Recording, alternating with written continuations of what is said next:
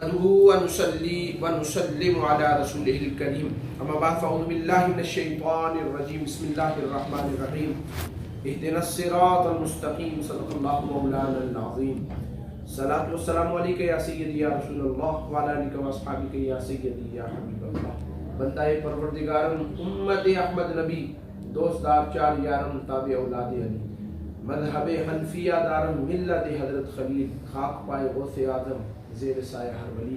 معزز سامعین و ناظرین اور تمام ویورز کو میری طرف سے السلام علیکم ورحمۃ اللہ وبرکاتہ. اس ویڈیو کو اپلوڈ کرنے کا مقصد یہ ہے کہ کافی عرصے سے اور قریب ہی کے عرصے میں کچھ اہل سنت کی صفوں کے اندر رافضی نما خطباء نے اور ایرانی ٹکڑوں پہ پلنے والے لوگوں نے اہل سنت کا جو موقف تھا 14 صدیوں کا اسے انحراف کر کے سادہ لوگ عوام کو بہکانے کی اور ورغلانے کی کوشش کی ہے. میں اسی بنیادی مقصد کو لے کے حاضر خدمت ہوا ہوں. جو قرآن کا فیصلہ ہے وہی ہمارا فیصلہ ہے کیونکہ وہ نص قطعی ہے, اس کا انکار کفر ہے. اس کے بعد حدیث ہے, اس کے بعد صحابہ کرام رضوان اللہ تعالی اجمعین, اس کے بعد تابعین ہے, تبع تابعین ہے, ائمہ مجتہدین ہے, 14 صدیاں کے اکابرین ہیں, صلحاء ہیں, صوفیاء ہیں, محدثین ہیں, مفکرین ہیں, محققین ہیں, مجددین ہیں. ان کا جو فیصلہ ہم اس کو مانیں گے. ہم ان لوگوں کا فیصلہ بالکل قبول نہیں کرتے اس وجہ سے کہ جو قرآن نے فیصلہ کر دیا وہ مسئلہ کیا ہے اور وہ فیصلہ کیا ہے. وہ مسئلہ ایمان ابو طالب کا ہے اور یہ لوگ ایک حد سے تجاوز کر چکے ہیں. انہوں نے اکابرین پر کفر کے فتوے لگائے ہیں, لام تان کیا ہے, انہیں کیا سے کیا ان بدبختوں نے کہا ہے. ہمارے اکابرین نے, ڈاکٹر اشرف حسن جلالی صاحب نے اور بہت سارے بزرگوں نے اس کے جوابات دیے ہیں. کیونکہ میں بھی ایک سنی ہوں اور میرا بھی ایک فرض بنتا ہے, حق بنتا ہے کہ میں بھی اس پر لب کشائی کروں اور اپنی زبان کو حرکت دوں اور اپنے اسلاف پر یہ جو بھونک رہے ہیں ان کو جواب دوں. قرآن کا فیصلہ کیا ہے؟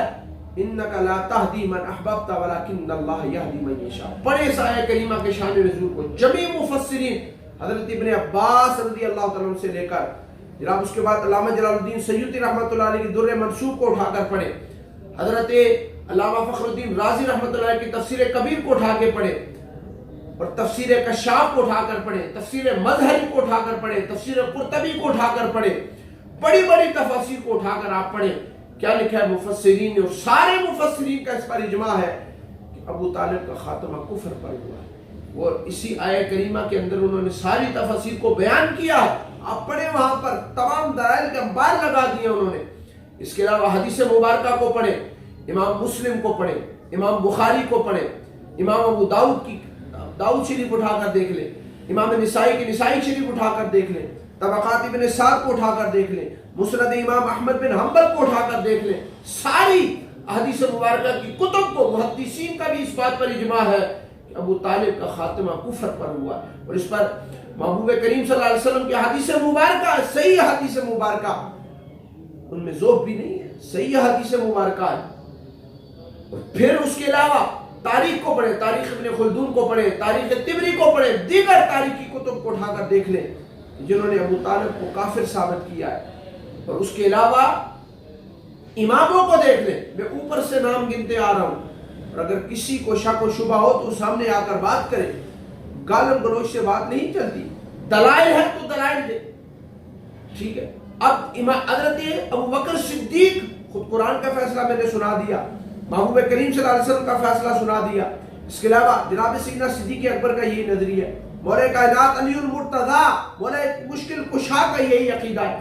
حضرت امام اعظم ابو حنیفہ کا یہ نظریہ ہے, امام مالک کا یہ نظریہ ہے, امام شافعی کا یہ نظریہ ہے, امام احمد بن حنبل کا یہ نظریہ ہے, امام مسلم کا, امام بخاری کا, اور اس کے علاوہ نیچے تک آتے جائیں علامہ جلال الدین سیوطی کا, علامہ ابن حجر اسقلانی کا, علامہ نبہانی کا.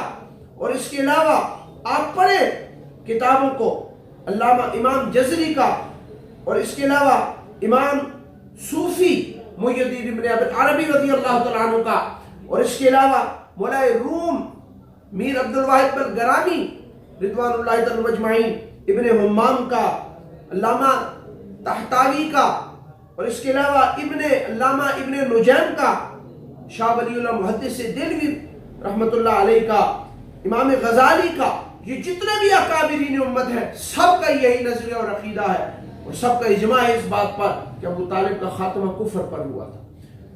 اتنے بڑے دلائل موجود ہیں، اور دلائل کی موجودگی میں تم قیاس کو لے کر آؤ، نقل کی موجودگی میں تم عقل کا لے کے آؤ۔ حیران ہوں میں ان علماء کو، یہ اپنے آپ کو عالم کہنے والے، حالانکہ یہ جاہل اجہل ہے، جہل مرکب ہے، جنہیں دین کا کوئی پاس نہیں، دین کا کوئی لحاظ نہیں، کوئی شریعت کا لحاظ نہیں، صرف کیا ہے کہ ہمارا نام ہو جائے، کیا ہے کہ سارے اکابرین پہ تم لعن طعن کر رہے ہو۔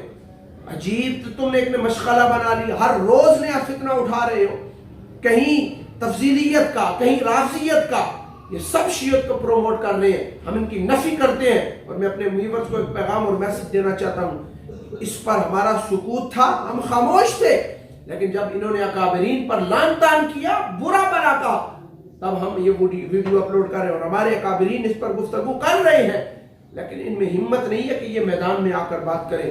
اور جہاں پر بھی ہمارے اکابرین کو للکارا گیا یا ان کی ذات پر کیچڑ اچھاڑا گیا، انشاءاللہ العزیز جتنے بھی اہل سنت کے خدام ہیں وہ باہر نکلیں گے، اور ہر سٹیج پر، ہر سطح پر اپنے اکابرین کا دفاع کریں گے۔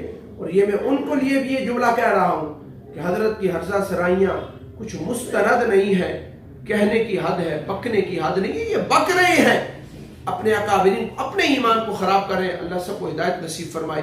وآخر دعوانا الحمدللہ رب العالمین۔